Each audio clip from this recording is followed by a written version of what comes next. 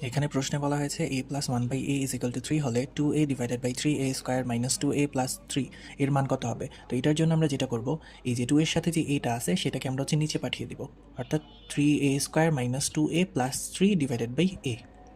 এখন আমি যদি a দিয়ে এই প্রত্যেকটা পদকে যদি আমি কাটাকাটি করে দিই, তাহলে সেই ক্ষেত্রে থাকতেছে হচ্ছে 2 ডিভাইডেড বাই 3a, মানে 2a স্কোয়ার আর a কাটাকাটি চলে গেলে একটা a থাকবে, মাইনাস 2 প্লাস 3 বাই a।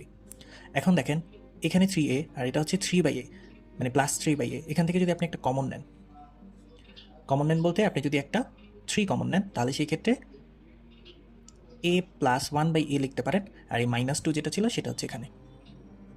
এখন দেখেন আপনার এটার মান দেওয়া আছে 3, a প্লাস 1 বাই a এর মান আমাদের দেওয়া আছে হচ্ছে 3 মাইনাস 2। তাহলে দেখেন উত্তরটা কত চলে আসে,